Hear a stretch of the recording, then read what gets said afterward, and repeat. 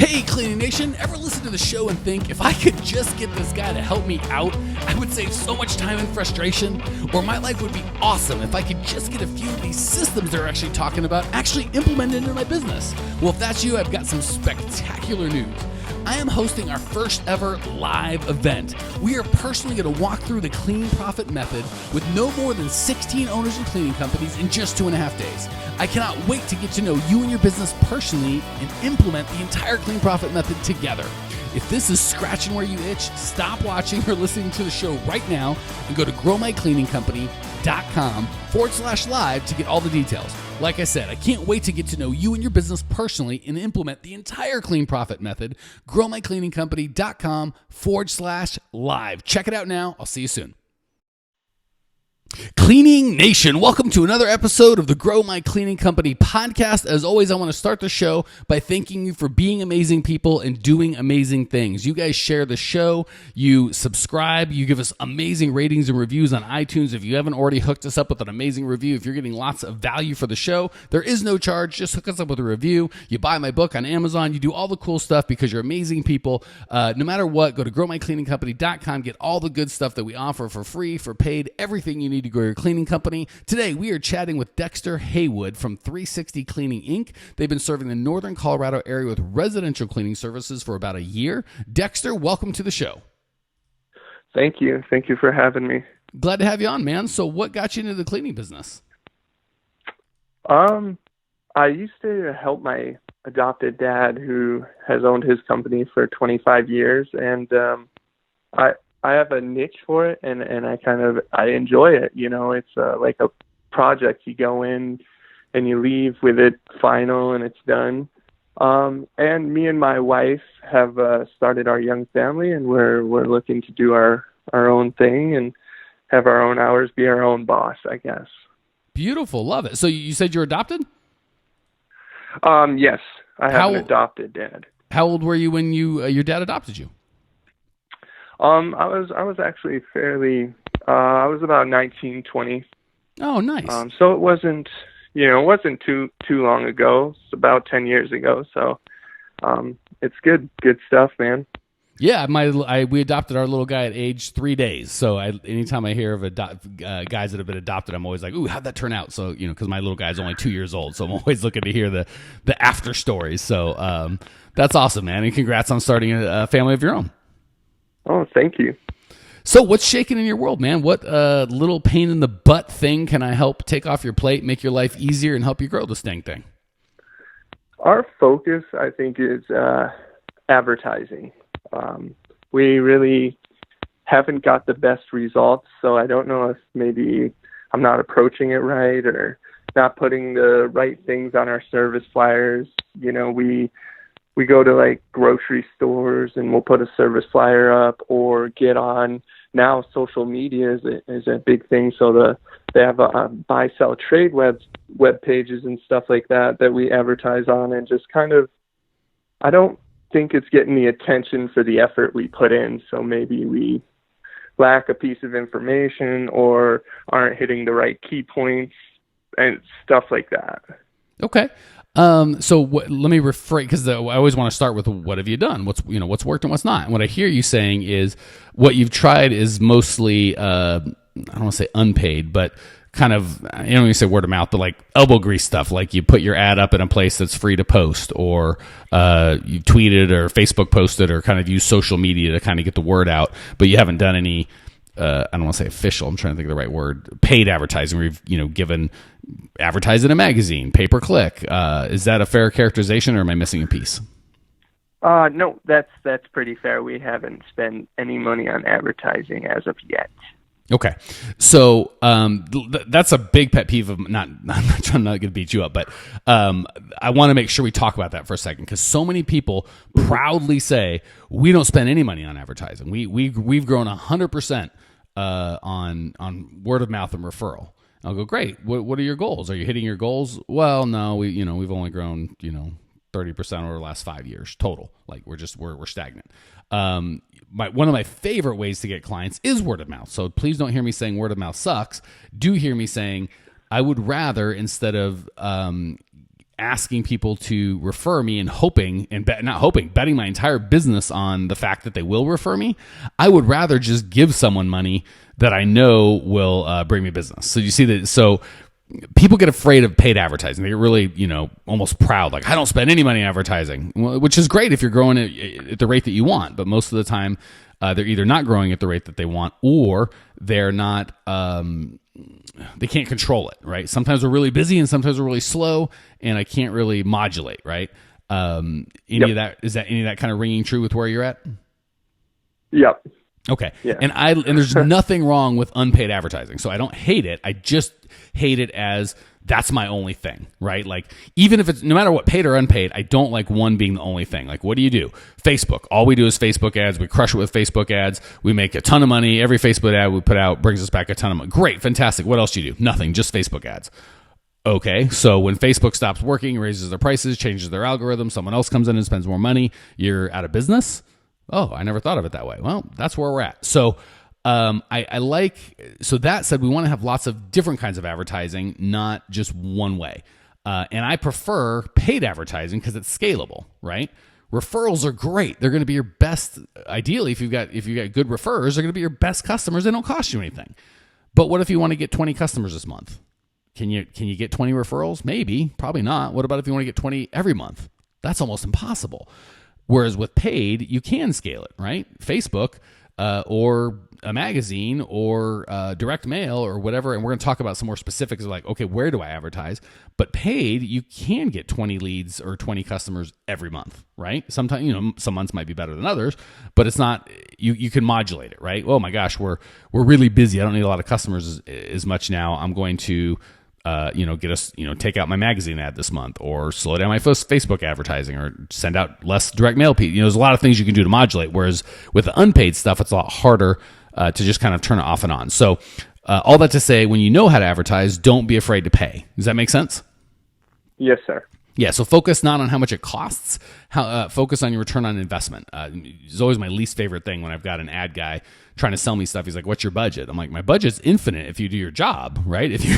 If a client is worth $500 and I can acquire them with you for $200, I can spend all the how many ads can you run, my friend? Like, my budget is infinite." So we want to have infinite budget stuff, right? We want to have stuff that's making money. So I'm not saying don't hold your ads accountable and just willy-nilly spend money. I am saying know what a customer value is and be willing to spend money to get customers. I'd rather be able to get an infinite amount of customers at $100 a piece than 4 customers a month for free. Does that make sense? Yep. Okay.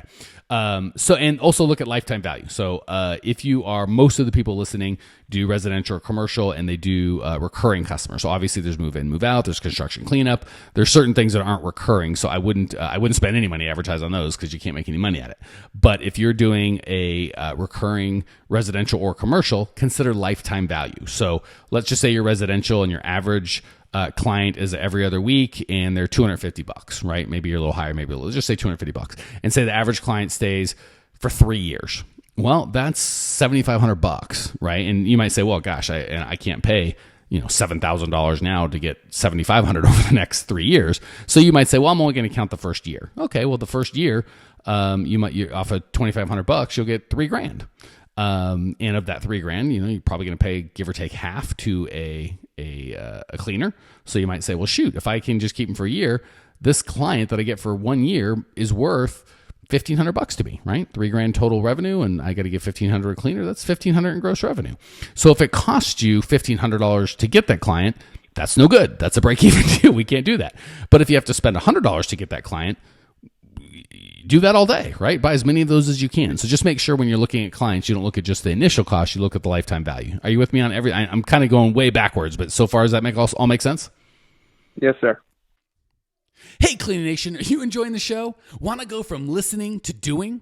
If you're committed to making this the year that you kick your company into hypergrowth and actually start implementing all the systems that I coach on this show that will allow you to work on your business instead of in it, go to growmycleaningcompany.com/live to get all the details on our upcoming live event. I'm going to personally walk you and 15 other entrepreneurs through the entire Clean Profit method in just 2.5 days. growmycleaningcompany.com/live. Check it out now. I'll see you soon.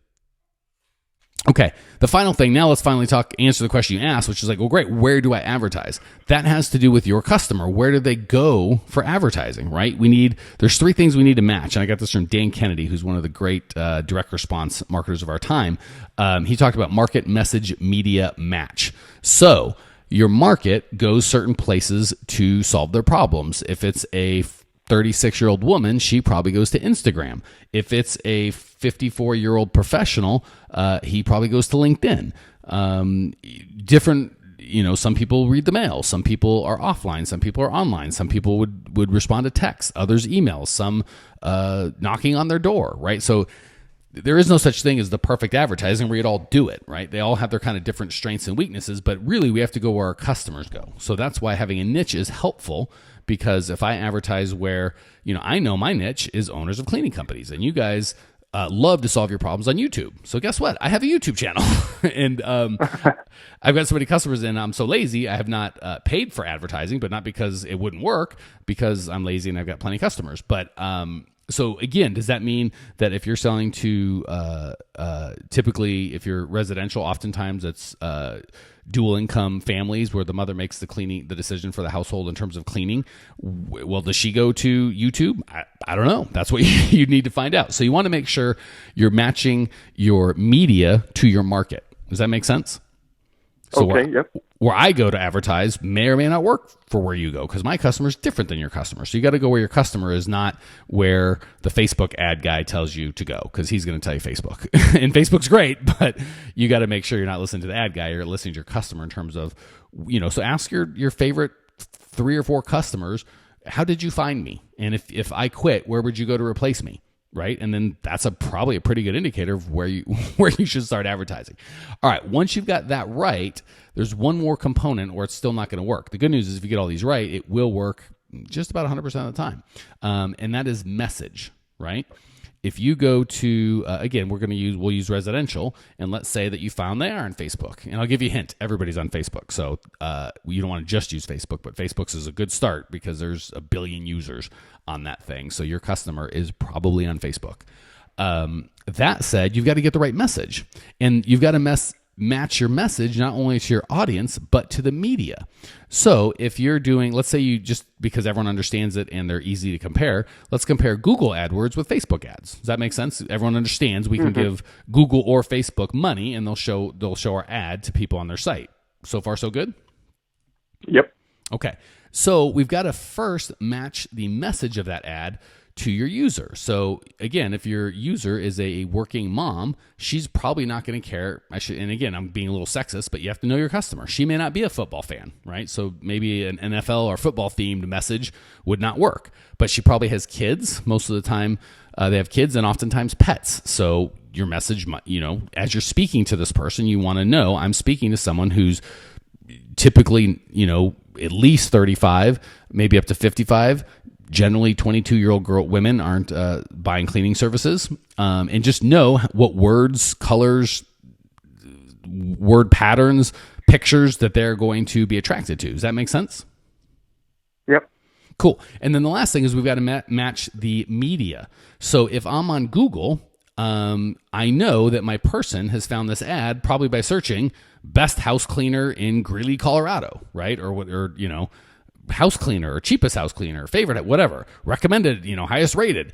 These are some of the terms they're going to search. So your ad is going to match that media, right? They're looking to solve that problem. So you might be a little more direct in your Google ad in saying, hey, if you're looking to get your house clean, we can help you. Click here for a free estimate or something where it's a little quicker.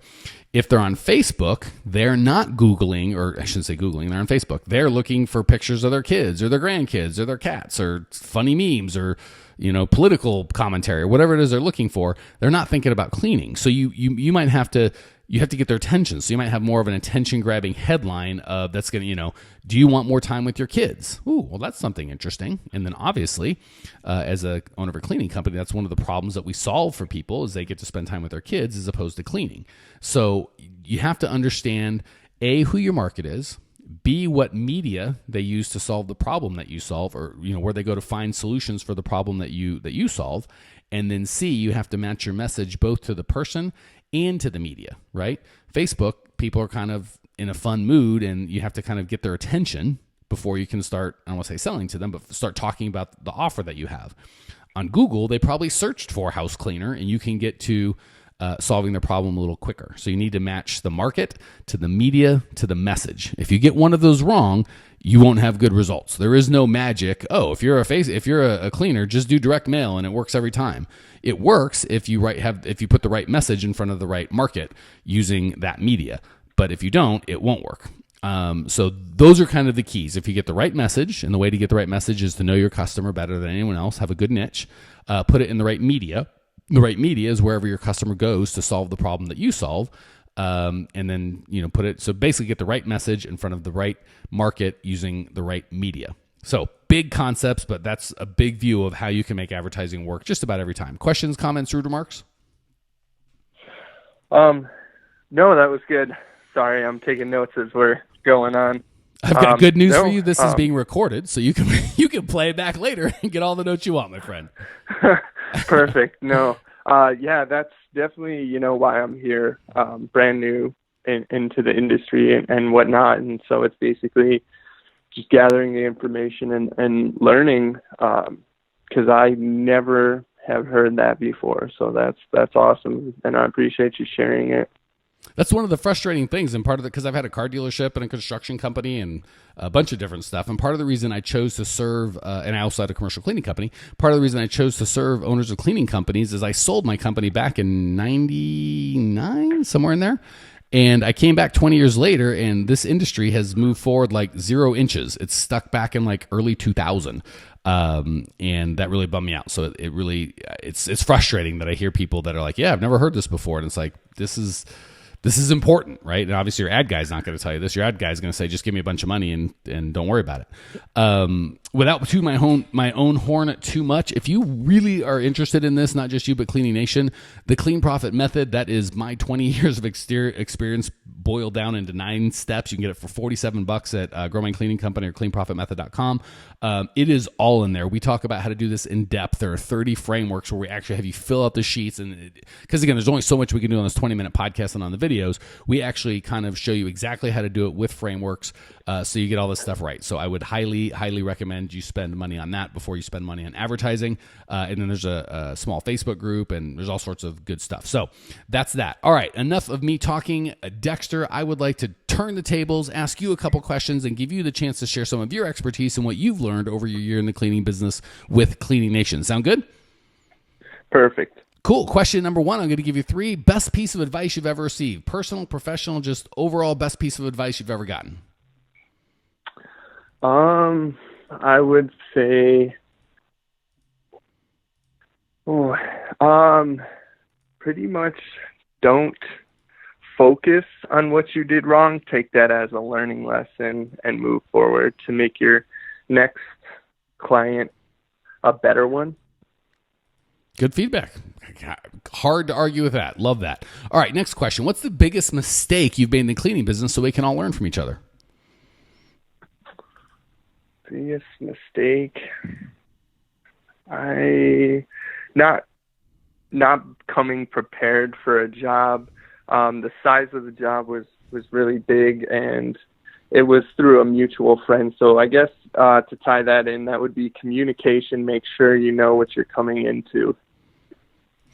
You are not alone, my friend. Having coached hundreds of owners of cleaning companies, I promise you are not alone. So thank you for sharing that. And that's good advice. Hopefully we can save somebody else from going through the brain damage that you went through. Last question. What's one simple, easy thing Cleaning Nation can put into practice right away? It doesn't have to be a big deal, just something easy to implement that will improve their lives or their business even a little bit. Listen to your fellow cleaners. There's so many public groups on Facebook, and we go there to ask questions, and I've done it before. Most people, they'll ask a question, they'll get comments, but then you got people in there basically going against each other. Figure out what the right way for you is, what works for you, and follow it. good feedback. And as most of you know, we do have a Facebook group, growmycleaningcompany.com. It's on Facebook, free to join. You just have to be an owner of a cleaning company. Over 3,000 members. If you are looking for a community, that's a great place to start. All right, Dexter, I really appreciate having you on the show. Thanks for joining us. Thank you for sharing your passion and your desire to grow. I appreciate you. Cleaning Nation appreciates you. Cleaning Nation, if you want to check out Dexter's show notes page and the special video and content I made just for you just now, it's all at growmycleaningcompany.com. Check it out. I'll see you there. Congratulations!